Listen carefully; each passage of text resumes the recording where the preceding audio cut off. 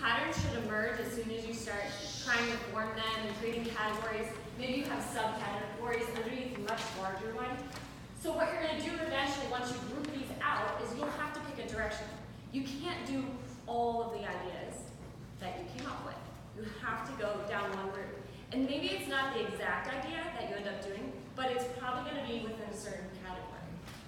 So after you have generated a few more ideas today, go ahead and try to group them. It's also called affinity mapping. It's a good term to know. Some of the ideas up on the boards are not solutions, and in fact, they're problems, and they're also effects. So the things we can see, right, if we're looking at a tree, we can see the leaves, and we can see the trunk. The trunk is the problem, right? So a problem I would want to solve is why are there so many dogs that need homes, right, that need to be adopted? The effects I see is that there are stray dogs, that there are dogs that are sent off to shelters that have to euthanize them, right? Those are the effects we see as a result of the problem, that trunk. There's only one way, besides just chopping down the trunk, right, which you don't have a magical axe to do quite yet, to kill the tree, right? We have to get at the roots, the causes, okay? And the ones that are the deepest are the hardest to get to mentally, but there's a trick to it.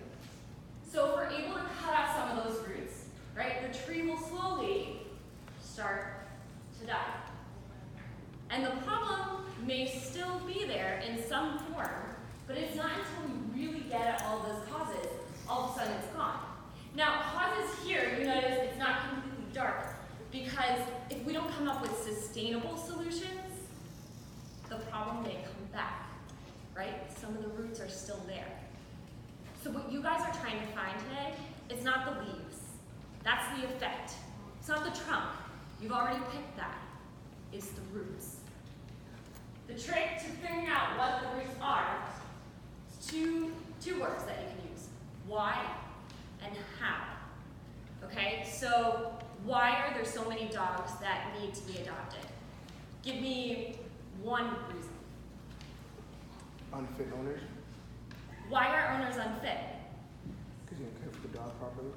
Why don't people know how to care for a dog properly? Someone else. They haven't learned. Okay, why haven't they learned? No one. Dogs.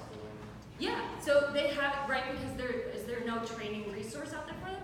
Cool, so we've just gone down, I think that was like 4 levels. Can someone get me the 5th level? Provide a training system, provide a training solution for dog owners. Sure, so that gets us to like the 4th line, right? You can go even deeper, but right, so that's the solution.